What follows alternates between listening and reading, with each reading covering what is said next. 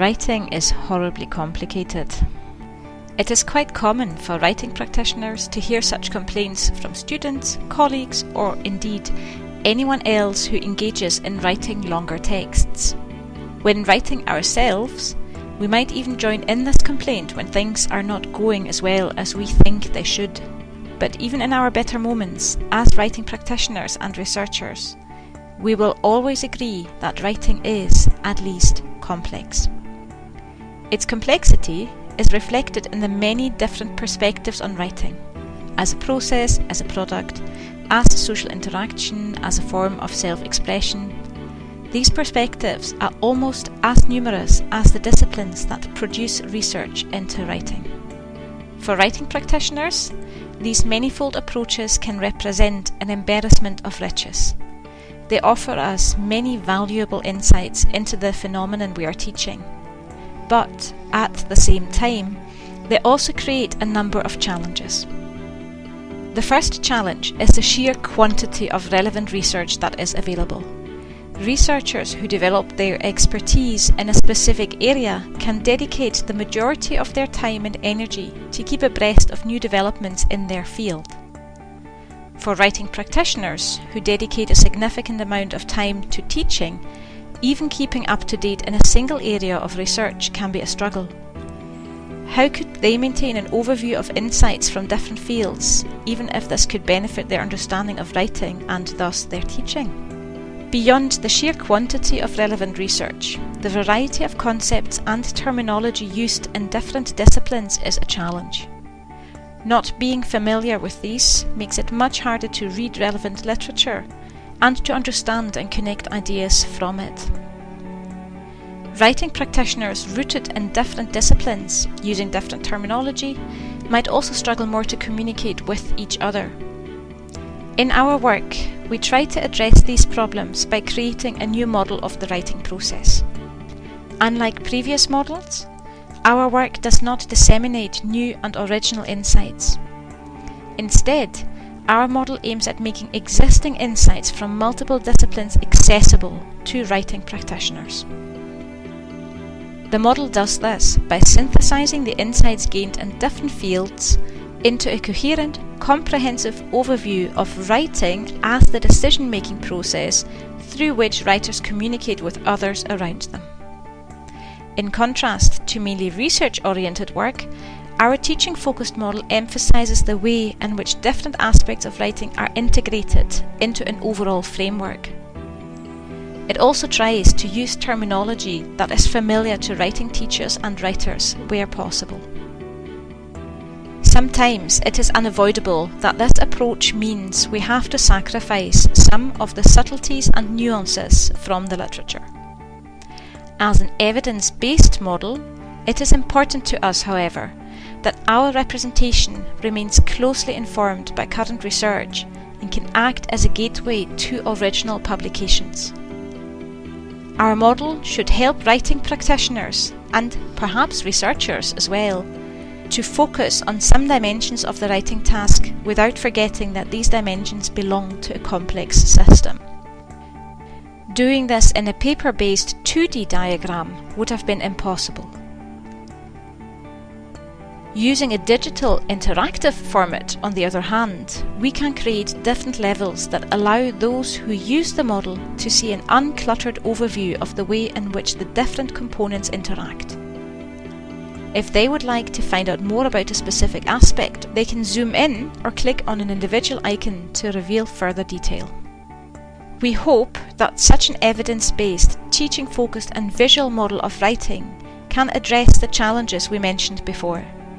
In fact, we think it might be able to do more than give writing practitioners greater access to research and facilitate communication among them. Perhaps writing practitioners could also use it when negotiating with their subject teaching colleagues how writing interventions could be embedded into their programs of study. And if the aim of our teaching is to give students greater control over their writing process, even our teaching could benefit from a visual tool that shows students how this process works. But what does this teaching-focused model look like? The overview of the model places the writer's decision-making in context. This context is vital if we see writing as communication, as a social act. Written texts possess what Guy terms the magical property of language. When writers want to communicate successfully, they need to stay within the limits of what is socially acceptable in that situation. Yet, every act of writing contributes to creating these same social conditions. In other words, text and writers are influenced by the world, but through their writing they in turn have an impact on the world. The potential reasons for writing and the accumulated shared experience of discourse communities at the top of the model represent the influences on the text. They are also visible in the musings of the little writer. If she wants to describe the scene where the ghost of Hamlet's father reveals that he was murdered, how could she build on things her reader already knows? The idea that ghosts can be dead people who return to haunt the living is probably more relevant than images of Ghostbusters, for example. The example shows that her description will depend on what she assumes her audience already knows. She will also need to take into account what is considered appropriate in the given context and what impression she would like the audience to gain of her. Because when her text is read, it can add to the shared knowledge of the discourse community and the writer's role in it. If she wants to establish her academic credentials, for example, and makes good choices, her reader is likely to see her as a scholar. The decisions our writer takes might be influenced and influence social factors, and as writing practitioners, we need to teach our students about these influences. But they are still taken by a writer, and we also need to teach them how to improve their decision-making when they are writing. Flower and Hayes refer to these decisions as a set of distinctive thinking processes which writers orchestrate or organise during the act of composing. These processes are represented within the brain at the centre of the model. At the heart of all these processes are the writer's goals and her idea of the audience. These are influenced by the external world, but each writer is going to interpret the situation a bit differently. During the writing process, writers need to compare their possibilities to the constraints imposed by their goals and the audience. What are their rhetorical options? What is available in terms of content? For more complex writing tasks, there is no easy fit between the requirements of goals and audience and the available options that leads to a simple solution. Here, a problem-solving approach is required, which Buraiter and Scadamalia call knowledge-transforming writing. Negotiating between the different constraints and possibilities is a complex cognitive task that requires a high level of deliberate, strategic control. But if the process is managed successfully, writers can gain new knowledge through it. This negotiation between constraints and possibilities is at the heart of all three decision-making processes in writing, which are represented within the brain.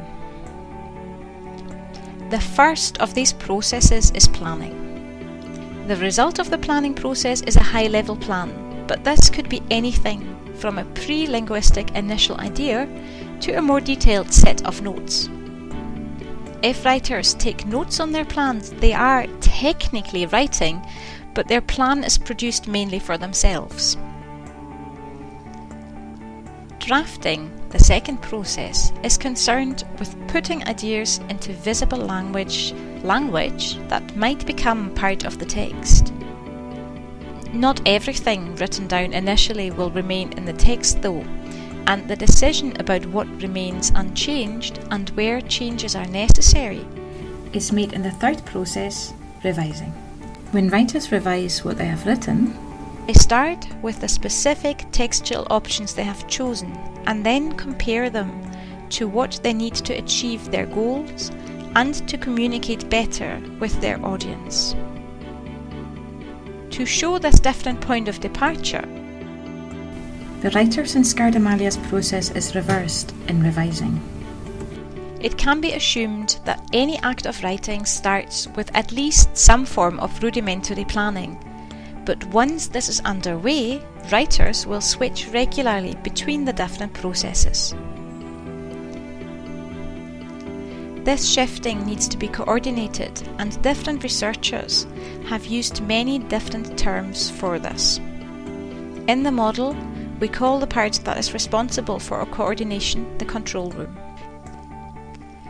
Good control over the three processes and efficient coordination of them are essential for successful writing, and understanding their role better could perhaps help to identify practices that are less helpful. But knowing about the type of decisions writers need to make and the processes they can use is not enough for successful writing.